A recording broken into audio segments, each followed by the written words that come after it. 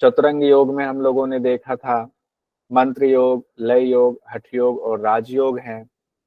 अभी हम लोग हठ योग पे हैं। मंत्र योग, लय योग हम देख चुके, हठ योग को हम देख रहे हैं। हठ योग के अंतर्गत अष्टांग योग की चर्चा है।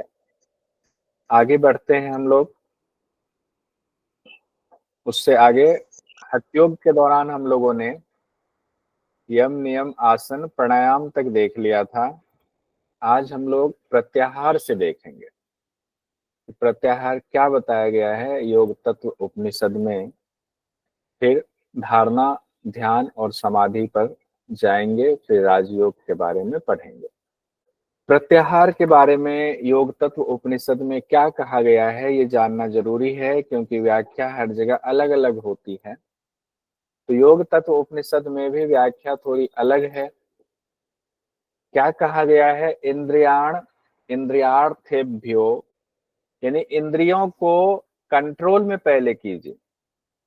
इंद्रियों को कंट्रोल में करना ही प्रत्याहार है। लेकिन कैसे इंद्रियों को कंट्रोल में करेंगे, उसके लिए बड़ी बात कही जा रही है। योगी कुंभक मास थाए, यानी कि योगी कुंभक के द्वारा इंद्रियों को कंट्रोल में करेंगे। यानी कि आप कुंभक लगाएंगे तो इंद्रियां कंट्रोल में होंगी। ऐसा इसलिए कहा गया। प्राणायाम के ठीक बाद इसकी चर्चा है। और प्राणायाम से हम लोगों ने बाकी हठ ग्रंथों में पढ़ा हुआ है कि जो वायु का जब हम निरोध करते हैं तो हमारा चित्त भी निरोध होता है, मन भी निरोध होता है। मन को पकड़ने का तरीका है। यहाँ पर कह रहे कुंभक जब आप लगाते हैं तो आपकी इंद्रियां कंट्रोल में होती हैं, और फिर आपको उस समय इंद्रियों को उनके विषयों से हटाना चाहिए। कंट्रोल में हो रही हैं, विषय से वो हटा रहे हैं, आप तो उसको लगाना कहाँ है। तो उसके बारे में कहा गया है कि आप आत्मा में लगाएंगे। उनके विषयों से हटा करके कहाँ लगाएंगे? आत्मा में लगाएंगे। उसके बाद बड़ी सुंदर व्याख्या की गई है। पहले तो ये कह दिया गया कुंभक के द्वारा इंद्रियों को कंट्रोल करके आत्मा में लगाना ही प्रत्याहार है। और क्या क्या कहा गया, एक एक करके सारे इंद्रियों के भी नाम लिए जा रहे हैं। कहते आंखों से जो कुछ भी देखें उसे आत्म स्वरूप ही मान लें। पहले चक्षु की बात की कि आंखों से जो भी देख रहे हैं उसको ये माने कि ये आत्मा से ही उत्पन्न हुए हैं, तो आत्म स्वरूप ही हैं। जो कुछ भी अपने कानों से सुने उसको भी आत्मा की ही आवाज सुन करके उसी भावना से उसको स्वीकार करें। नाक से जो कुछ भी आप सूंघ रहे हैं, दुर्गंध या सुगंध, उसे भी आत्मा की भावना से ही स्वीकारें, क्योंकि आत्मा से ही सृष्टि की रचना हुई है। सुगंध दुर्गंध दोनों ही आत्मा से ही उत्पन्न हुए, इसी सृष्टि के अंग हैं। जिह्वा से जो भी रस आप ग्रहण कर रहे हैं, जिस तरह का भी रस है, षड रस, उसे भी आत्मा से ही उद्भूत मान करके आत्म स्वरूप ही माने। त्वचा से जो कुछ भी स्पर्श हो रहा है उसमें भी आत्मा की ही भावना करें। और जितने भी बाकी जितने भी ज्ञान इंद्रियां हैं, उनके जो भी विषय हैं, उनको भी आप अंतरात्मा में ही धारण करें। यानी सभी इंद्रियों के बारे में कह दिया गया है कि इंद्रियां जिस विषयों के प्रति जाएंगे उसको ये मान कर चलें कि आत्मा से उत्पन्न ही विषय है, तो आत्मा भाव में हमेशा आप 24 घंटे रह पाएंगे। उसके बाद कहते हैं कि अभ्यास जो पर्टिकुलर है वो कितनी देर तक करना है प्रत्याहार का, अगर एग्जाम में आ जाए। कहते हैं आलस्य को त्यागिए, और आलस्य त्यागने के बाद प्रतिदिन हर दिन 1 प्रहर तक प्रत्याहार का अभ्यास करना है। 1 प्रहर तक। अब यहाँ प्रत्याहार का अभ्यास कैसे करना है वो पूरा डिटेल नहीं बताया गया है। कुंभक ऊपर बताया गया, लेकिन कुंभक में भी क्या कुछ विशेष बात प्रत्याहार में होगी वो भी बात नहीं बताई गई है। तो वो चीजें गुरु के लिए छोड़ दी गई हैं कि 1 प्रहर जो अभ्यास करेंगे उसमें सिर्फ यही अभ्यास करेंगे कि जो दिख रहा है आत्मस्वरूप है, जो कानों से सुन रहे हैं आत्मस्वरूप है, जो नासिका से सूंघ रहे हैं आत्मस्वरूप है, जिह्वा से ग्रहण कर रहे हैं आत्मस्वरूप है, त्वचा से स्पर्श आत्मस्वरूप है, या और भी कुछ चीजें उसमें ऐड होंगी। ये गुरु के लिए छोड़ा गया।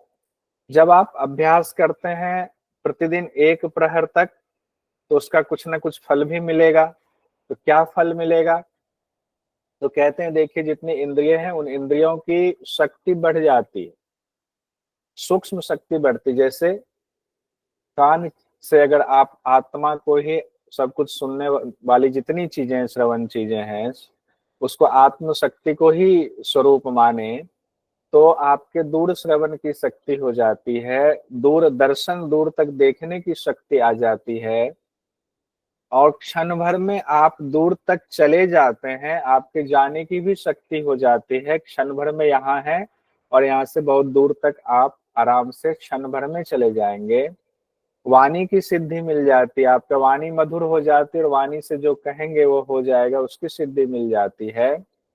जब चाहे जैसा रूप ग्रहण कर लेने की शक्ति आ जाती है, आप चाहे तो कैसा भी रूप ग्रहण कर सकते हैं, वो शक्ति आती है। और अदृश्य होने की भी शक्ति आ जाती है। ये प्रत्याहार का फल बताया जा रहा है, ध्यान रखिएगा। मल मूत्र के स्पर्श से लोहा भी स्वर्ण में बदल जाता है। मल मूत्र के स्पर्श से लोहा भी स्वर्ण में बदल जाता है, ये भी प्रत्याहार के दौरान कहा गया है। आकाश मार्ग में गमन करने की शक्ति भी आ जाती है। योगी को इन सिद्धियों के प्रति सतर्क रहना चाहिए। अब इतनी सिद्धियां आएंगी तो आपका हो सकता है मार्ग से विचलन की स्थिति उत्पन्न हो जाए। तो योगी को क्या करना चाहिए? सतर्क रहना चाहिए। एक बार फिर से फल देखिए, किसके फल हैं? प्रत्याहार के फल हैं। दूर श्रवण की शक्ति आती है, दूर दर्शन की शक्ति आती है, क्षण भर में आप दूर जाने की शक्ति आती है, वाणी की सिद्धि मिल जाती है, जब चाहे जैसा रूप ग्रहण कर लेना, इसकी शक्ति आती है। अदृश्य हो जाते हैं, मलमूत्र के स्पर्श से लोहा भी स्वर्ण में बदल जाता है। आकाश मार्ग में गमन की शक्ति आ जाती है। योगी को इन सिद्धियों के प्रति सतर्क रहना चाहिए। उसके बाद कहते हैं सावधानी बताते हुए कि सावधान रहना, इन सिद्धियों के प्रति सतर्क रहना, क्योंकि जब आप सिद्धियों को प्रकाशित करोगे तो लोगों के बीच में आप किसी के प्रिय और किसी के दुश्मन बन सकते हो। इसीलिए सावधान करते हुए कहा गया है कि योगी को जन सामान्य के सामने अज्ञानी, मूर्ख और बधिर की तरह, बधिर मतलब जो दिव्यांग होते हैं कान से, उनको बधिर कहा जाता है, रहना चाहिए। और अपनी सामर्थ्य को छिपा करके गुप्त रीति से रहना चाहिए, यानी अपनी शक्तियों को प्रकट नहीं करना। ये कौन कह रहे हैं? किनके किनके बीच संवाद है? कोई माइक खोलकर बताएंगे कौन ये ज्ञान दे रहे हैं, किनको ज्ञान दे रहे हैं? विष्णु जी ब्रह्मा जी को। विष्णु जी ब्रह्मा जी को। हाँ, महायोगी भगवान विष्णु ब्रह्मा भगवान को ये ज्ञान दे रहे हैं। और उसके बाद शिष्यों को लेकर को भी गुरु को सावधान किया गया। जैसे होता ना, कई बार शिष्य बहुत प्रिय है तो शिष्य भी क्या करते हैं, अपने कार्यों को लेकर के योगी से, अपने गुरु से कुछ प्रार्थना करने लगते हैं, अपनी समस्या बता करके, अपने आस पड़ोस की समस्या बता करके। तो कहते हैं शिष्य जो है अपने कार्यों को लेकर के आपसे प्रार्थना करेंगे, लेकिन उन शिष्य गणों के काम में नहीं पड़ना है, अपने कर्तव्य से विस्मृत नहीं होना है।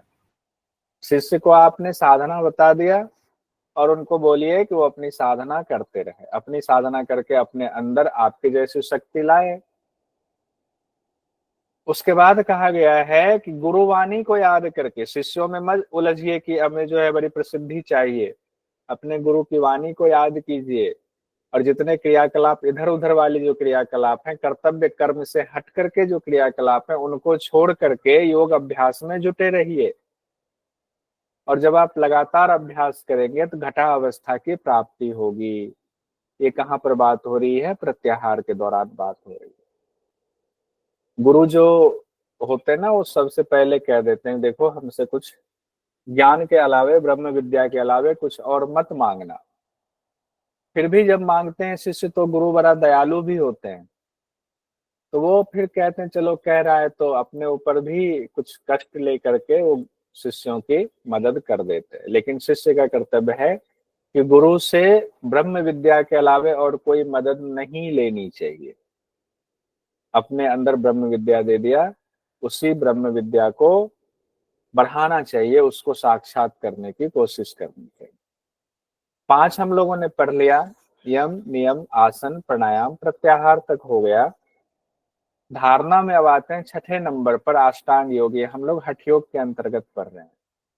धारणा में कहा गया है पृथ्वी, अग्नि, जल, वायु और आकाश, ये जो 5 तत्व हैं, इन 5 तत्वों की जब आप धारणा करते हैं, इन 5 तत्वों को साक्षात करने के लिए जब आप आत्मभाव से उसकी धारणा करते हैं तो इन पर विजय प्राप्त हो जाती है। इसी को पंचमहाभूत की धारणा कही गई है। यहाँ धारणा से यही तात्पर्य कि 5 जो तत्व हैं उन 5 तत्वों की धारणा।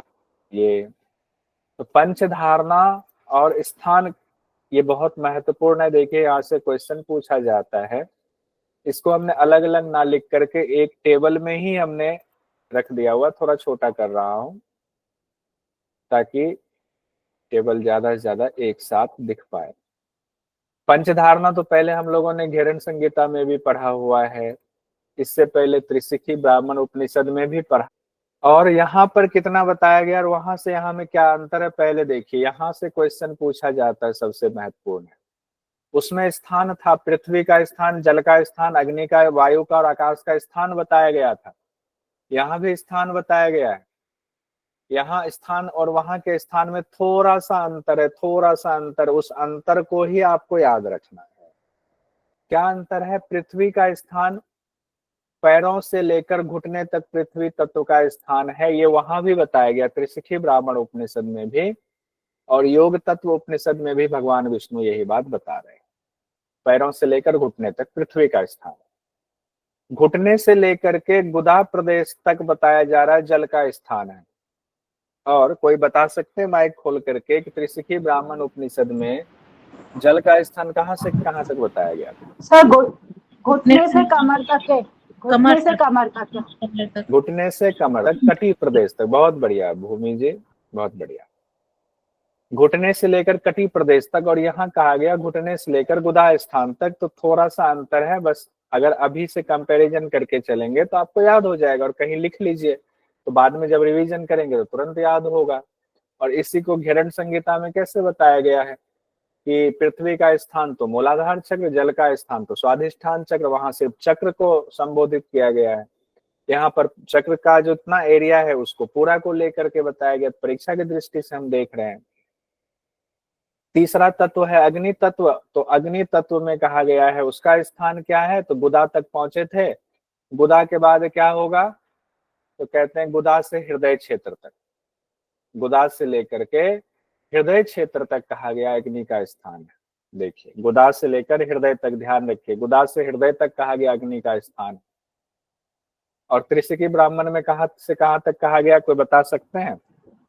शरीर के कटी प्रदेश में, कटी प्रदेश के मध्य में, कटी प्रदेश से कहाँ तक? नाभि तक, नाभि तक, नाभि तक कहा गया। ठीक है, कटी प्रदेश से नाभि तक त्रिशिखी ब्राह्मण उपनिषद में कहा गया था। और यहाँ कहा गया गुदा भाग से हृदय तक कहा गया। उसके बाद वायु का स्थान है, कहते हैं वायु का स्थान हृदय से लेकर भ्रिकुटी तक है। हृदय से भ्रिकुटी तक कहा गया है वायु का स्थान। और वहां कहां से कहां तक कहा गया था वायु का स्थान? नाभि से नासिका, नाभि से नासिका तक कहा गया। बहुत सुंदर, बहुत बढ़िया। नाभि से नासिका तक कहा गया। और यहाँ कहा गया है हृदय से भ्रिकुटी तक। अंतर है ना, इसी अंतर को आपको कहीं टेबल बना करके इसका कंपैरिजन कीजिएगा। वैसे जब हम लोग इसको रिवीजन करेंगे तो उसमें आएंगे, फिर भी आप अपना बनाया हुआ ज्यादा समझ में आएगा। उसके बाद आकाश का स्थान कहा गया है भ्रिकुटी से लेकर के फिर मूर्धा स्थान तक, अंदर की बात की गई। भ्रिकुटी से लेकर के मूर्धा तक की बात की गई है, आकाश का स्थान बताया गया है। और त्रिशिखी में क्या कहा गया है, आकाश का स्थान नासिका से ब्रह्मरंध्र, नासिका से ब्रह्मरंध्र तक कहा गया है। ठीक है, तो ये स्थान से संबंधित सवाल भी पूछा जाता है। इसमें कंफ्यूजन हो सकती है कि त्रिशिखी ब्राह्मण उपनिषद के मुताबिक क्या कहा गया, योग तत्व उपनिषद के मुताबिक क्या कहा गया। अब एक एक तत्व का हम लोग आकार, मंत्र, देवता और फल देख लेते हैं। हम लोगों ने स्थान देख लिया। देखिए पृथ्वी तत्व जो है उसका आकार चार कोण वाला है, चतुष्कोण। और आपका पृथ्वी के बाद जल तत्व आया, जल तत्व का आकार अर्धचंद्राकार है। उसके बाद अग्नि तत्व आ रहे, अग्नि तत्व का आकार कैसा है, त्रिकोण है अग्नि तत्व, त्रिकोण। और उसके बाद आता है आपका वायु तत्व का, वायु तत्व का आकार कैसा है, षटकोण वाला है, षटकोण वायु तत्व का है। और फिर आकाश का क्या है, आकाश में कोई ऐसा नहीं बताएगा, सिर्फ ये कहा गया व्योम आवृत है, व्योम के जैसा हो है। मंत्र में सब लोग जानते हैं लवर यह मंत्र है, लवर यह, लम वम रम यम हम, लवर यह, लवर यह, ये मंत्र है, ये तो सबको पता होगा।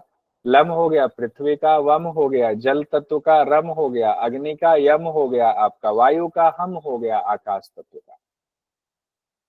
उसके बाद आते हैं वर्ण में, वर्ण भी बड़ा जरूरी है। पीत वर्ण, पीला वर्ण किसका है, पृथ्वी तत्व का पीला वर्ण है। फिर आता है शुक्ल, जल तत्व, जल तत्व का सफेद वर्ण है, श्वेत वर्ण है। अग्नि तत्व का लाल वर्ण है, रक्त वर्ण भी कहते हैं। और आपके वायु तत्व का कृष्ण वर्ण है, वायु धूम के समान, धूम्र वर्ण, कृष्ण वर्ण है। नहीं, धूम्र तो इसका आकाश का हो गया, कृष्ण वर्ण है, काला ही वर्ण कहा गया है वायु का। और आकाश के बारे में धूम्र वर्ण कहा गया है, यहाँ पर आकाश को धूम्र वर्ण से संबोधित किया गया है। देवता देखिए, देवता में पूछ दिया जाता है चतुर्भुज, चतुर्वक्त्रम हिरण्य शब्द इस्तेमाल आया, मैंने जानबूझ करके यही लिखा है, जानबूझ करके। वैसे आप लोग जानते हैं कि ब्रह्मा भगवान की चर्चा हो रही है, पहला जो पृथ्वी तत्व है उससे जुड़े हुए ब्रह्मा भगवान हैं। लेकिन यहाँ क्या कहा गया, चतुर्भुज, चार भुजा वाले, चतुर्वक्त्रम यानी चार मुख वाले, हिरण्य, हिरण्य भगवान कहा गया, हिरण्यम, यानी कि इसी को दूसरे रूप में चतुर्भुज और चार मुख वाले ब्रह्मा भगवान से तुलना की जाती है, इन्हीं को ब्रह्मा भगवान कहा जाता है। व्याख्याकारों ने सबने यही लिखा है, मैंने जानबूझकर ये शब्द लिखा है क्योंकि एग्जाम में अगर चतुर्भुज, वक्त्रम, हिरण्य दे दिया तो आप कंफ्यूज ना हो। फिर दूसरा तत्व जो हमारा जल तत्व है, उसके हम लोग जानते हैं नारायण है। वैसे अगर आप ऐसे देखें तो हम लोगों ने पढ़ा था ब्रह्मा विष्णु रुद्र ईश्वर सदाशिव, वही है ब्रह्मा विष्णु रुद्र ईश्वर सदाशिव। लेकिन एग्जाम की दृष्टि से क्या करें, कुछ अलग दे दिया जाता है।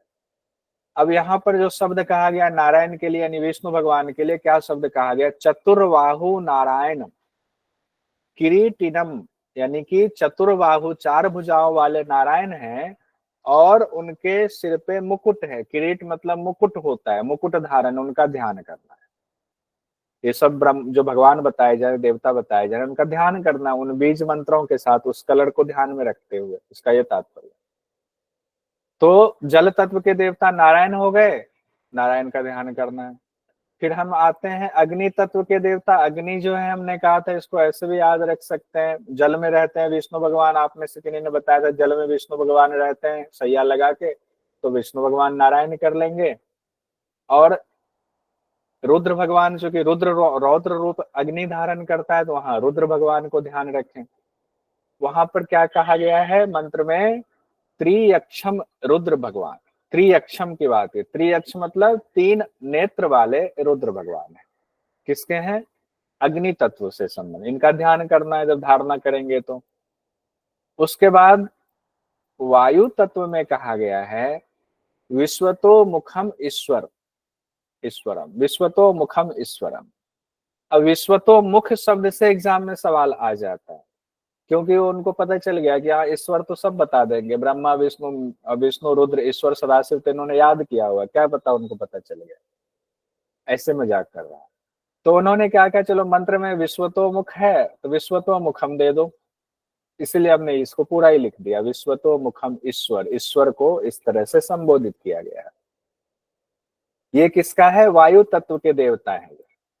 और पांचवें हो गए आकाश तत्व, आकाश तत्व के देवता सदाशिव है, लेकिन यहाँ पर नाम दिया गया है, शंकर भी नाम दिया गया, महादेव भी दिया गया, सदाशिव भी दिया गया है, तीन तीन नाम दिया गया है।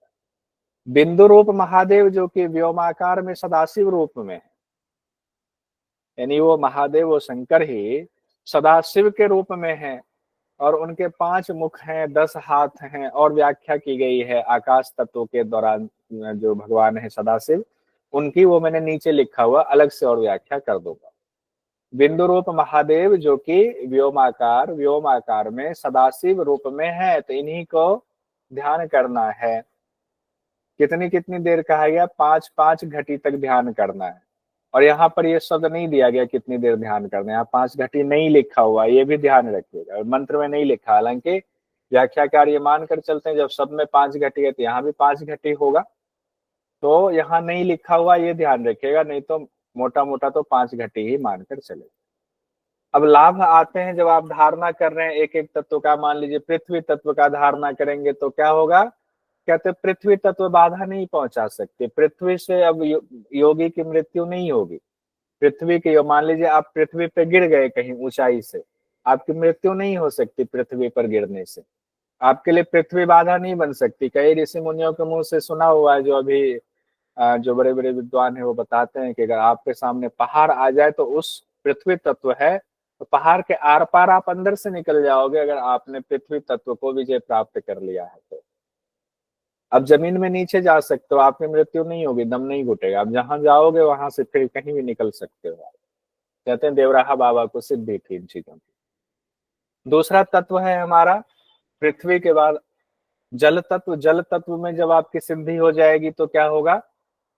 एक तो कहा गया सभी पापों से छुटकारा मिल जाएगा, उसके बाद कहा गया जल में आपकी मृत्यु नहीं होगी, जल आपके लिए बाधा नहीं बनेगा, और घोर जल में भी आपकी मृत्यु नहीं हो सकती, जल से कभी मृत्यु नहीं होगी। तीसरा तत्व अग्नि तत्व से अगर आप उसको सिद्ध कर लिया आपने, तो अग्नि तत्व का साक्षात्कार हो गया, तो अग्नि से आप नहीं जलेंगे, अग्नि से आपकी मृत्यु नहीं होगी। फिर आते हैं वायु तत्व। वायु तत्व का अगर आपने विजय प्राप्त कर लिया तो वायु में आप रम जाओगे, वायु से जहां से आप जाना चाहते हो वहां चले जाओगे। वायु का भय खत्म, आकाश गमन की क्षमता आ जाएगी। आकाश तत्व को अगर आपने साक्षात कर लिया तो आकाश की गमन शक्ति यहां भी कही गई है, और अत्यंत सुख की प्राप्ति होगी, ऐसा भी कहा गया। तो हम लोगों ने इसका टेबल बना करके पढ़ लिया। अब देखिए एग्जाम में क्या सवाल पूछा गया। दिसंबर 2023 में सवाल यहां से पूछा गया, योग तत्व उपनिषद के अनुसार हृदय क्षेत्र से भ्रिकुटी तक के स्थान को किसका क्षेत्र माना गया? हृदय से भ्रिकुटी तक। वायु तत्व। मनीता जी ने मैसेज में जवाब दिया है, बाकी लोग माइक खोलकर कह रहे हैं वायु तत्व का। और वायु के बाद अगला तत्व कौन सा है? भारती जी, आकाश। कहाँ तक बताया गया है योग तत्व उपनिषद में? मूर्धा तक। भ्रिकुटी से मूर्धा तक। बहुत सुंदर सुंदर। देखिए ऐसे क्वेश्चन आ रहा है, और यही अगर नहीं पढ़ा रहेगा आपको, सोचोगे अरे वीडियो देखने की जरूरत क्या है, क्लास भी लाइव नहीं लिया, हमें तो नोट्स मिल गया ना, नोट्स में देख लेंगे। नोट्स में आपको समझ नहीं आएगा, जब उसकी व्याख्या होती है, अब साथ साथ सुनते और रिप्लाई करते हैं तो वो चीजें आपके चित्त में ज्यादा समय तक रहती है। अब देखिए जून 2019 में यहीं से एक और सवाल पूछा गया। सूची 1 सूची 2 को मिलान करना है। एक तरफ पंच महाभूत पांचों दे दिया गया, दूसरी तरफ आराध्य देव दिया गया, पृथ्वी जल अग्नि वायु आकाश दिया गया, इधर दिया हुआ रुद्र है। रुद्र किसका है पहले ये बताइए, रुद्र किसका होगा, कौन से तत्व का? अग्नि। रुद्र तत्व अग्नि से, यानी सी से आपका। अब देखिए विश्वतोमुख शब्द आया, विश्वतोमुख। विश्वतोमुख ईश्वर की बात आई थी ना, विश्वतोमुख ईश्वर, विश्वतोमुखम ईश्वर। तो ये हो गया आपका वायु से संबंधित। ठीक, चतुर्भुज नारायण की बात आई, किससे संबंधित? जल से संबंधित होगा चतुर्भुज नारायण जी। सदाशिव किन से संबंधित होंगे? सदाशिव आकाश। आकाश से संबंधित है, ठीक है। चतुर्मुख ब्रह्मा जी किन से होंगे? पृथ्वी तत्व से होंगे। तो हो गया आपका आंसर, कितना आसानी से निकल गया, लेकिन शब्द उन्होंने थोड़ा चेंज कर दिया, तो इसमें अब कूट में जाने की जरूरत है नहीं, आप सीधे आगे बढ़िए। सेकंड आंसर, अच्छा ठीक, सीधे आगे बढ़ते हैं। हमने जो कहा था आकाश तत्व में भगवान सदाशिव के बारे में और भी बातें बताई गई, वो वहां पर टेबल में जगह कम पड़ रही थी, हमने अलग से उसको लिखा। कहा गया कि वे शिव जो है, सदाशिव जो है, वहां पर जो महादेव भी हैं, वे स्फटिक के सदृश निर्मल है। स्फटिक बिल्कुल होता है ऐसा निर्मल कि आप आर पार देख सकते हो, जो रोशनी डालो उसी रोशनी से वो भर जाते हैं। उसी तरीके से निर्मल होते हैं शिव भगवान, स्फटिक के समान। और उन्होंने चंद्रमा को, बाल रूप में चंद्रमा को अपने मस्तक पर धारण कर रखा है। और उन सदाशिव के 5 मुख हैं, उनकी 10 भुजाएं हैं। किन्हीं का माइक खोला हुआ है, बंद कर। उस सदाशिव के 5 मुख हैं, 10 भुजा उनके हैं, और 3 नेत्र भी उनके हैं। सभी शस्त्र उन्होंने धारण कर रखा है और सुंदर आभूषण से युक्त हैं। इतना ही नहीं, पार्वती जी उनके साथ सुशोभित हो रही हैं अर्धांग वाले तस्वीर के साथ। अर्धांग मतलब उनके आधे अंग में पार्वती जी हैं और आधे अंग में शिव जी दिख रहे हैं। अर्धांग जो है, आधे अंग में पार्वती जी सुशोभित हो रहे हैं। उसको क्या कहते हैं? एक शब्द आया हुआ है, अर्धनारीश्वर। अर्धनारीश्वर। अर्धनारीश्वर, बहुत सुंदर। शनि जी को अर्धनारी नीचे से नटेश्वर उठा- सर, है? अर्धनारी नटेश्वर, अर्धनारी नटेश्वर भी कहते हैं। अर्धनारी नटे अर्धनारी नटेश्वर भी उन्हीं को कहा जाता है, अर्धनारीश्वर भी कहा जाता है। तो यहाँ कहा गया पार्वती जी सुशोभित हैं अर्धांग वाले उस रूप के साथ में, और सभी कारणों के भी कारण है, यानी सबके कारण, मूल है वही, उन्हीं से सब निकला है। शिव सिद्धांत पद्धति को याद कीजिए। शिव जी सोए हुए, उनमें स्फुरन हुआ तो पार्वती जी की शक्ति के रूप में स्फुटन होता है सबसे पहले। व्याख्या में यही बात बताई गई थी, ठीक है, निजात शक्ति जहां पर बात थी। वही चीज यहाँ अलग तरीके से कहा गया। सभी कारणों के कारण वही शिव जी है और उनमें पार्वती जी की शक्ति समाहित है अर्धांग के रूप में। अब हम आते हैं ध्यान पर। धारणा तक हो गया हमारा। धारणा के बाद ध्यान की चर्चा है, और ध्यान में सगुण और निर्गुण 2 ध्यान बताया गया है। सगुण ध्यान क्या है, निर्गुण ध्यान क्या है, एग्जाम में आ सकता है। योग तत्व उपनिषद में कितने ध्यान की चर्चा है? योग तत्व उपनिषद में कितने ध्यान की चर्चा है? तो 2 ध्यान बताया गया, सगुण ध्यान, निर्गुण ध्यान। सगुण ध्यान क्या है, निर्गुण ध्यान क्या है? तो यहीं पर कहा गया 6 घटी यानी 2 घंटे 24 मिनट तक वायु को रोक करके आकाश तत्व में इष्ट सिद्धि देने वाले देवों का ध्यान करें। सगुण ध्यान से अणिमा आदि सिद्धियां मिलती हैं। क्योंकि ये जो लाइन है ना मंत्र में, जब आकाश धारणा कंप्लीट हो रही है, उसी दौरान एक मंत्र में ये लाइन भी है और उसके ठीक बाद ये लिखा हुआ है, सगुण ध्यान से अणिमा आदि सिद्धियां मिलती। कई बार ये कंफ्यूजन हो जाती है कि 6 घटी जो है ये कहीं आकाशीय धारणा के लिए तो नहीं कहा गया है, लेकिन जब दूसरी लाइन देखते हैं वहां ये लिखा हुआ है कि सगुण ध्यान से अणिमा आदि सिद्धियां मिलती हैं, तो ऐसा लगता है कि नहीं, ये सगुण ध्यान के लिए है, क्योंकि डायरेक्ट तो फल बता नहीं दिया जाएगा। इष्ट की भी बात की जा रही, इष्ट सिद्धि देने वाले देवों का ध्यान करे। तो हो सकता है धारणा और ध्यान लिंक्ड है। धारणा जहां कंप्लीट हो रही है वहीं से ध्यान की शुरुआत हो रही है, इसीलिए वहां से ये जुड़ा हुआ भी हो सकता है। तो 6 घटी तक ध्यान करने की बात की गई है। कहाँ? आकाश तत्व में। कैसे? वायु को रोक करके, कुंभक करा करके आकाश तत्व में 6 घटी तक। 6 घटी कितना होता है? 1 घटी 24 मिनट का होता है, ध्यान रखिए। तो 6 घटी आपका 2 घंटे 24 मिनट हो गया, 5 घटी 2 घंटे, ऐसे हो जाता है। तो आपका इष्ट का ध्यान करना है, इसी को कहा गया है, यही सगुण ध्यान है। सगुण ध्यान से अणिमा आदि सिद्धियां, कई बार रिपीट हो चुका। उसके बाद निर्गुण ध्यान पर आएंगे। निर्गुण ध्यान में अब इष्ट का ध्यान से अब ऊपर उठ गए आप निर्गुण ध्यान में। कहते हैं निराकार परमेश्वर। अब सगुण नहीं, अब निर्गुण, उसका कोई आकार नहीं है, सब जगह परमेश्वर है। ऐसे निराकार परमेश्वर का ध्यान करना निर्गुण ध्यान है। और निर्गुण ध्यान से समाधि की प्राप्ति होती है। एक में अणिमा आदि सिद्धियां सगुण से, और निर्गुण से क्या होता है? आपको समाधि की प्राप्ति होती है, समाधि की प्राप्ति होती है। अब आगे बढ़ते हैं। 8वें नंबर पर हम पहुंच गए हैं।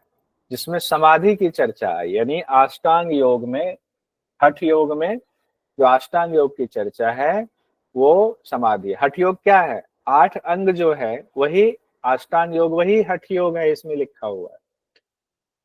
समाधि के बारे में क्या कहा गया है कि योग में अब तक जो आप पूरी तरह से दक्ष हुए हैं, तो 12 दिन में ही आप समाधि की सिद्धावस्था को प्राप्त कर सकते हैं। सिर्फ 12 दिन में, ये इंपॉर्टेंट है, इसको नोट कीजिएगा। सिर्फ 12 दिन में आपको आ सकता है कि योग में आप जो है बहुत निपुण हो गए हैं, दक्ष हो गए। योग तत्व उपनिषद के अनुसार अब कितने दिन में आपको समाधि की सिद्धि हो जाएगी? तो सिर्फ 12 दिन में। और कहते हैं प्राण वायु को निरुद्ध करके जीवन मुक्ति को पा लेता है। प्राण वायु को निरोध करने की बात यहाँ भी आई हुई है, ऊपर भी आई, सगुण ध्यान में भी प्राण वायु निरुद्ध करने की बात। लेकिन यहाँ जो इंपॉर्टेंट है वो 12 दिन है। प्राण वायु को आप निरोध कर रहे हैं और जीवन मुक्त, जीवन से आपको मुक्ति मिल जाती है। यानी समाधि में उसके बाद ये कहा गया है कि आपके जो जीवात्मा है, जो जीवात्मा सुख दुख के फेर में फंसा है, वो उस जाल को काट देता है, जिसके ऊपर चर्चा कल हम लोगों ने पढ़ा था। उस जाल को, माया के जाल को काट करके ये जीवात्मा निकल करके परमात्मा के साथ समान अवस्था वाला हो जाता है। परमात्मा में मिल जाना यही समाधि है। अब जब समाधि की अवस्था में चला गया तो उनकी तुरंत मृत्यु नहीं होगी कि वो मर गए, वो नहीं। समाधि अवस्था में चले गए देह से तो उनका वैराग्य खत्म हो गया, राग खत्म हो गया, वैराग्य की स्थिति में वो एकदम समाधि की स्थिति में। अब यदि योगी में शरीर छोड़ने की इच्छा हो कि अब हमारा कोई कर्तव्य शेष नहीं रहा है, तो वो चाहेंगे जब तब शरीर छोड़ सकते हैं।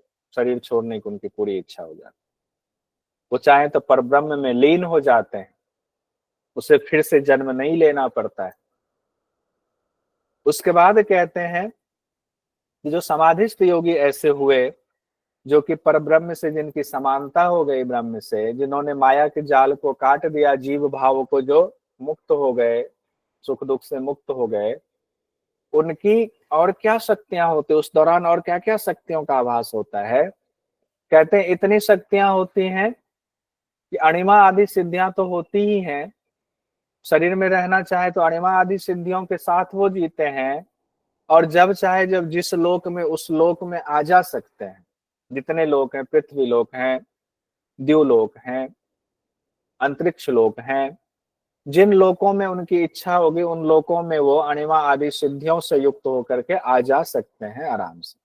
अब उनकी इच्छा हो गई कि हमें स्वर्ग लोक में जाके रहना है, देवता के रूप में देवता बन करके स्वर्ग लोक में निवास करना, वहां जाके वो निवास कर सकते हैं। ऐसे स्थिति में पहुंच जाते हैं। अगर चाहे तो स्वेच्छा से वो मनुष्य रूप में है कि हमें नहीं, स्वर्ग में भी नहीं जाना है, कुछ कारण ऐसा हुआ यक्ष रूप उनको धारण करना पड़ा, तो मनुष्य से तुरंत वो यक्ष रूप भी धारण कर सकते हैं। अगर उनको जरूरत पड़ी कि कोई पहचान ना पाए कुछ, तो वो जानवरों का भी रूप धारण कर सकते हैं। सिंह, हाथी, घोड़ा आदि रूपों को भी धारण करने की क्षमता रहती है उनकी। ये तब कहा गया जब समाधि की स्थिति होती है, जब एक रूप हो जाते हैं किनके साथ में? परमात्मा के साथ में। अब हम लोग देखते हैं राजयोग। 3 योग पढ़ चुके हैं, मंत्र योग, लय योग, हठ योग, राजयोग। में सीक्वेंस में आपको नाम बताया, मंत्र योग, लय योग, हठ योग, राजयोग, क्योंकि एग्जाम में आया है। अभी क्वेश्चन आपके सामने आएगा। ज्यादातर क्वेश्चन मैंने जो पूछे गए हैं उसी का लिया हुआ है, क्योंकि बहुत ज्यादा सवाल योग तत्व उपनिषद से पूछा जाता है। अब राजयोग चौथा है। राजयोग के बारे में क्या कहा गया है? कहते हैं वज्रोली और अमरोली को साधने वाला साधक राजयोग को सिद्ध करने में समर्थ हो जाता है। वज्रोली अमरोली की चर्चा आई, जिसने वज्रोली अमरोली को साध लिया तो राजयोग को भी सिद्ध कर लेगा। कहते हैं राजयोग की सिद्धि हो गई आपकी, तो फिर उस साधक को, उस योगी को हठ योग का अभ्यास करने के लिए शरीर से संबंधित जो क्रियाएं होती हैं, जो अब तक आसन प्राणायाम वगैरह कर रहे थे, उनकी जरूरत अब उनको नहीं पड़ती है। ये एग्जाम की दृष्टि से महत्वपूर्ण है। शरीर से संबंधित क्रियाओं की जरूरत किस अवस्था में नहीं पड़ती है? तो जब राजयोग की सिद्धि हो जाती है तब नहीं पड़ती। राजयोग की सिद्धि होने पर, ये कहीं नोट कर लीजिएगा, इंपॉर्टेंट। एग्जाम में क्या पता क्या पूछते हैं। अब आगे आते हैं, यहीं पर राजयोग की चर्चा आए, वज्रोली अमरोली की चर्चा आए, तो मुद्रा की बात यहाँ पर आती। ऊपर मुद्रा हम लोगों ने देखा था, मुद्रा से संबंधित एक सवाल भी पूछा गया था जो इसी नेट में जो हम लोगों ने कल देख लिया था, लेकिन मुद्रा की व्याख्या यहाँ पर की गई है, राजयोग के बाद की गई है। महाबंध के बारे में क्या कहा गया है, उसी तरीके से जैसे महाबंध हम लोग बाकी ग्रंथों में हमने पढ़ा हुआ है। बाएं पैर की एड़ी से योनि स्थान को दबाएंगे और दाएं पैर को आगे फैला देंगे और दाएं पैर के अंगूठे को मजबूती से पकड़ेंगे, फिर ठोड़ी को छाती से लगाएंगे, धीरे धीरे वायु अंदर लेंगे, यथाशक्ति कुंभक करेंगे, फिर रेचक कर देंगे। फिर इसी अभ्यास को दाहिने पांव की एड़ी को फिर लगाएंगे योनि प्रदेश से, बाएं पांव को सामने कर देंगे, पकड़ेंगे, यानी इसी को दोनों तरफ से अभ्यास करना है। इसमें विशेष बात क्या कहेगी, महाबंध का लगातार अभ्यास करने वाला योगी एकाग्र होकर कंठ मुद्रा द्वारा यानी जालंधर बंद द्वारा वायु की गति को आवृत करके दोनों नासिका को संकुचित करके वायु भरी जाती है। दोनों नासिका को संकुचित करके वायु को गति को आवृत, मतलब एक आवृत में एक जो है अंदर ढक लिया, संकुचित करना मतलब बंद कर देना, तो वायु को आवृत करना मतलब वायु को अंदर ढक लिया और दोनों नासिका बंद हो गई हमारी, संकुचित हो गई, तो वायु को महाबंध में क्या होता है, अंदर कुंभक करने की बात कही गई है। महावेद के बारे में ज्यादा कुछ नहीं बताया गया है, इसलिए महावेद का थोड़ा सा कंफ्यूजन भी है, लगता है जैसे महावेद में कई चीजें मिसिंग है। सीधे महावेद के मंत्र में ये कहा गया है कि ऊपर जो बताया गया है जिस तरीके से महावेद, तो वो अभ्यास मिला नहीं महावेद का। तो हम उसके बाद खेचरी मुद्रा पर आते हैं। खेचरी मुद्रा में कहा गया है, जिह्वा को अंतः कपाल कुहर में लगा करके दोनों भाव के बीच में दृष्टि रखेंगे भूमध्य पर, यही खेचरी मुद्रा है। जिह्वा को कपाल कुहर में लगाएंगे, दोनों भाव के बीच में दृष्टि रखेंगे, खेचरी मुद्रा हो गया। खेचरी मुद्रा देख लिया। जालंधर बंद के बारे में खास बात कही गई है जो आपको याद रखना है, हर जगह आपने पढ़ा हुआ है, ज्यादातर जगहों पर उड्यान बंद को मृत्यु मातंग केसरी कहा गया है और योग तत्व उपनिषद में जालंधर बंद को मृत्यु मातंग केसरी कहा गया। मृत्यु रूपी हाथी के लिए केसरी मतलब सिंह के समान, ये इंपॉर्टेंट है, नोट कीजिएगा। यहाँ जालंधर बंद के लिए कहा गया, किसमें, योग तत्व उपनिषद में। और उड्यान बंद के बारे में कहा गया, प्राण सुषुम्ना में प्रवाहित होता है। और भी कई चीजें हैं तो कॉमन है, वो सब जानते हैं आप, प्राण सुषुम्ना में प्रवाहित होता है। उसके बाद एक बंद और जो मूल बंद है आपका, उसका नाम यहाँ योनि बंद भी कहा गया है। तो हो सकता है एग्जाम में ये पूछ दे योनि बंद की चर्चा कहाँ है, तो आप कंफ्यूज नहीं होंगे। जैसे योनि बंद है आप समझ जाना ये मूल बंद की बात की जा रही है। यहाँ पर शब्द योनि बंद में कहते हैं एड़ी से योनि स्थान को ठीक प्रकार से दबा लेंगे और अंतर की तरफ खींचेंगे, यानी गुदा प्रदेश को खींच के रखेंगे। और योनि स्थान तो आप लोग जानते ही हैं, पहले जब हम लोग हठयोग का ग्रंथ पढ़ रहे थे, योनि स्थान यानी गुदा और लिंग के बीच का जो स्थान है, योनि स्थान उसको कहा जाता है। उस बीच में एड़ी से दबाएंगे और गुदा को अंदर की तरफ ठीक प्रकार से खींच लेंगे। इस तरह अपान क्या होगा, ऊपर उठेगा, अपान वायु इससे ऊपर उठेगा, यानी यही योनि बंद है। इसी को लिखा हुआ है मंत्र में, यही योनि बंद है।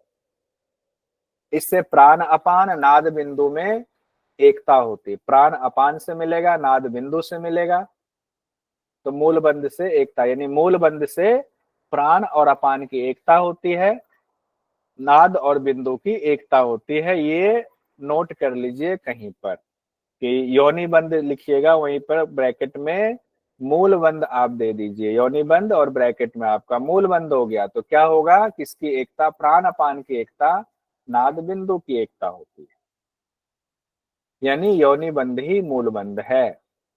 अब हम देखते हैं आगे क्या है, विपरीत करनी मुद्रा कही गई है।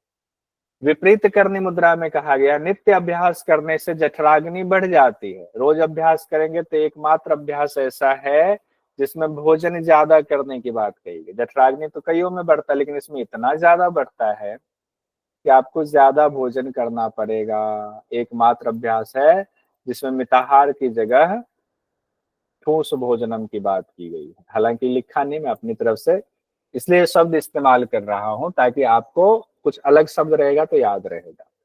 इसमें है विपरीत करनी मुद्रा, यदि कम भोजन करेंगे तो क्या होगा, जठराग्नि शरीर को ही जलाने लगेगी, नष्ट करने लगेगी।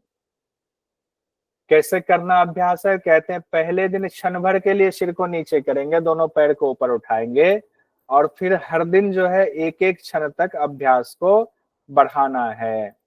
जगहों पर भी यही बात तकरीबन कही जाती है, पहले दिन एक ही क्षण करना है। और कब तक करना है, कहते हैं 6 महीने तक अगर आप अभ्यास करते हैं तो वलितम पलितम रोग, वली रोग और पलित रोग दूर हो जाता। वलित पलित, वलित मतलब होता है झुर्रियों वाला रोग, और पलित का मतलब होता है बालों की सफेदी, दोनों विपरीत करनी मुद्रा से दूर हो जाता है। इतना ही नहीं, सभी व्याधियों का भी नाश होता है। ये तो 6 महीने तक कहा गया अभ्यास करने की बात। और अगर मान लीजिए 6 महीने तक अगर आप नॉर्मल अभ्यास करने सिद्धि पा रहे तब की ये बात हो रही है। अगर प्रतिदिन 1 याम यानी 3 घंटे तक इस अभ्यास को कर लेते लगातार, तो इससे क्या होता है, काल भी वश में हो जाता है, काल को भी आप जीत लेते हैं। प्रतिदिन 1 घंटा अगर आप अभ्यास करते हैं विपरीत करने, ये एक तरह से आप सोच लो कि शीर्षासन को ही कहा गया। वज्रोली मुद्रा की चर्चा उसके बाद आती है। वज्रोली मुद्रा में कहा गया है नित्य वज्रोली से जल्द ही सिद्धि अवस्था को प्राप्त कर लेता है वज्रोली मुद्रा से, और सिद्धि प्राप्त करने के बाद उसका ऐसा मानना चाहिए कि उसके हाथ में ही सारी सिद्धि आ गई है। वज्रोली मुद्रा से सिद्धि प्राप्त करते हैं और क्या फल होता है कि भूत और भविष्य को वो जानने वाला हो जाता है। भूत और अनागत, जो हो चुका है जो आने वाला है उसको जानने वाला हो जाता है, और आकाश गमन की उनकी शक्ति हो जाती है, आकाश गमन की शक्ति भी हो जाती है वज्रोली मुद्रा से। अमरोली में कहा गया जो अमरी का नित्यपान करता है और जो वज्रोली का अभ्यास करता है, दोनों एक साथ, वज्रोली अमरोली साथ करता है तो उसे अमरोली का साधक मानना चाहिए। अब अमरी का जो है नित्यपान में 2 चीजें कही गई। कई विद्वानों का मानना अमरी मतलब अमृत जो आपका गिर रहा है सोम श्राप, उसकी चर्चा है। कई लोगों का कहना नहीं, अमरी जो है ये शिवाम्बु है, यानी कि मूत्र की धारा का पान करना कहा गया है। इसको लेकर के थोड़ी कंफ्यूजन की स्थिति है। ज्यादातर जगहों पर मूत्र की धारा की ही बात आती है, लेकिन मेरा मानना है कि इसमें किसी व्याख्या पे ना जाकर के इसको शब्द सही रहने दीजिए। कहते हैं अमरी का नित्य पान जो करता है और वज्रोली का जो अभ्यास साथ साथ करता है उसे अमरोली का साधक मानना चाहिए, वही अमरोली का साधक है। मेरे विचार से यहाँ अमरी से तात्पर्य उस अमृत तत्व से ही है जो कि आपके खिचड़ी के दौरान जिसका पान करते हैं। ये मेरा व्यक्तिगत विचार है। उसके बाद कहा गया है कि भगवान विष्णु ही महायोगी महाभूत स्वरूप और महान तपस्वी है। कौन है? भगवान विष्णु ही महायोगी हैं, महाभूत स्वरूप है और महान तपस्वी है। अब कहते हैं संसार चक्र किस तरह से चलता है। अब कुछ चीजें बिल्कुल अलग हैं जो बाकी शास्त्रों में आपको नहीं मिलेंगी, वो देखिए। कहते हैं इस जन्म में जो पत्नी है अगले जन्म में हो सकता है माँ बन जाए, जो माँ है हो सकता है अगले जन्म में पत्नी बन जाए। यही स्थिति पिता पुत्र के संबंध में होती है, जो पुत्र है वो अगले जन्म में पिता बन जाए, जो पिता है अगले जन्म में पुत्र बन जाए। अब यहीं पर ओंकार की भी सुंदर व्याख्या की गई है। ओंकार के बारे में कहा गया है कि हृदय स्थल में नीचे की तरफ कमल का पुष्प है। ऐसा कमल पुष्प है जिसका मुख नीचे की तरफ है और उसकी नाल जो है कमल नाल वो ऊपर की ओर है, नीचे उसका बिंदु का स्थान है, उसी के बीच में मन प्रतिष्ठित है। यहाँ ये इंपॉर्टेंट क्यों हो जाता है एग्जाम के लिए कि मन कहाँ प्रतिष्ठित है, ये आपके एग्जाम के हिसाब से इंपॉर्टेंट है। तो मन कहाँ? हृदय प्रदेश में कहा गया। जो उल्टा कमल है जिसके नाल ऊपर है नीचे बिंदु है, उसी में मन प्रतिष्ठित है। और बहुत महत्वपूर्ण बात कही गई है जो बहुत छोटे में बहुत गूढ़ बात है। आकार में रेचक किया हुआ हृदय कमल का उकार से भेदन किया जाता है और मकार में नाद ध्वनि की प्राप्ति होती। अकार उकार मकार, देखिए ओंकार की बात आ गई कि आकार से जो है रेचक किया, उकार में जब कुंभक करेंगे तो भेदन हो जाएगा हृदय कमल का, और जब भेदन होगा हृदय कमल का तो मकार की स्थिति प्राप्त होगी, फिर आपको नाद सुनाई देने लग जाएगा, नाद ध्वनि की प्राप्ति होती है। और इतना ही नहीं, ओम में क्या होता है, ऊपर अर्धचंद्राकार स्थिति भी होती है। तो कहते हैं ऊपर जो अर्ध मात्रा है वो शुद्ध स्फटिक की तरह है, निष्कल और पाप रहित है, पाप नाशक है। कहते हैं जब आप इस स्थिति को प्राप्त कर लेते हैं, इस स्थिति से युक्त जब योगी हो जाता है तो वह मुक्त अवस्था को प्राप्त कर लेता है। अब वो मुक्त अवस्था है यानी कि वो समाधि की अवस्था में है। यहाँ आपका योग तत्व उपनिषद कंप्लीट हुआ। कुछ सवाल देख लीजिए जो जो पूछे गए इंपॉर्टेंट, तो आपको कॉन्फिडेंस आए क्या सवाल पूछा जाता है। योग तत्व, जो लोग यूट्यूब देख रहे हैं, जो लाइव क्लास में नहीं थे, वो लोग मैसेज में जवाब दें, वीडियो देख। योग तत्व उपनिषद के अनुसार का नियम विपरीत करनी। क्या बात, मैसेज में भी लोग जवाब दे रहे हैं, बहुत सुंदर। विपरीत करनी जो है वो आपको जठराग्नि प्रदीप्त करता है। बहुत सुंदर, बिल्कुल सही जवाब है। अब आते हैं फरवरी 2023 में सवाल पूछा गया, योग तत्व उपनिषद के अनुसार योगाभ्यास में घटावस्था की स्थिति पर अवस्थिति के पश्चात जितना योगी अभ्यास कर रहा होता है उसका कितना अभ्यास करे?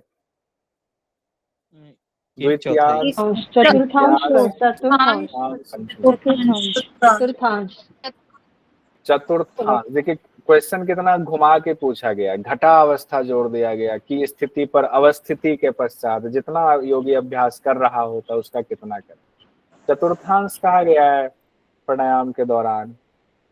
अब आते हैं अगला सवाल, फरवरी 2023 में ही पूछा गया, योग तत्व उपनिषद के अनुसार नारी शुद्धि के लक्षण हैं। नारी शुद्धि के लक्षण, लोम, जठराग्नि विवर्धनम, शरीर लघुता, केश मोचन, कृशत्व। बताइए लोम होगा क्या? तो आप लोगों का ये कहना है एक मत और ई।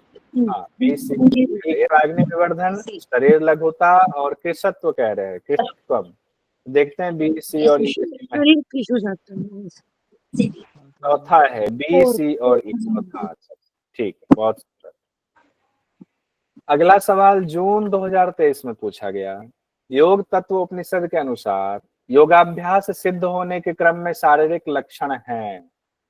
जिह्वालौल्यम, बहुमूत्र पुरेश, अदीप्ति, स्वल्प निद्रा। जिह्वालौल्यम, बताइए कौन सा होगा? स्वल्प निद्रा सर। अनीता सैनी जी, भारती कोरे जी, स्वल्प निद्रा, ममता जी स्वल्प निद्रा। ठीक है, जिह्वालौल्यम तो नहीं होगा। जिह्वालौल्यम होगा तो बहुत तरह के स्वाद लेना चाहेंगे। बहुमूत्र पुरुष तो नहीं होगा, सिद्धि होती है तो मूत्र पुरुष तो कम हो जाता है। अदीप्ति, अरे दीप्ति की स्थिति होती है, अदीप्ति कैसे होगा? तो एक स्वल्प निद्रा, निद्रा कम हो जाती। बहुत सुंदर, आगे बढ़ते हैं, देखते हैं। हाँ, जून 23 में एक सवाल और है, योग तत्व उपनिषद के अनुसार योग की 4 अवस्थाओं का सही क्रम क्या है? परिचय, निष्पत्ति, आरंभ और घटावस्था। सी डी ए बी होगा। देखिए आरंभ ही प्रचंड है, आरंभ हुआ तो आरंभ किया तो क्या होगा, किससे आरंभ करेंगे? तो घट यानी शरीर से आरंभ करेंगे। घट शरीर से आरंभ करेंगे तो क्या होगा, शरीर का परिचय प्राप्त होगा। परिचय प्राप्त होगा तो आपको पता चलेगा तो सब जो है मोह माया है, तो आपको निष्पत्ति मिलेगी। तो आरंभ ही प्रचंड है, सी डी ए और बी। तो ये चौथा नंबर है आपका, सी डी ए और बी।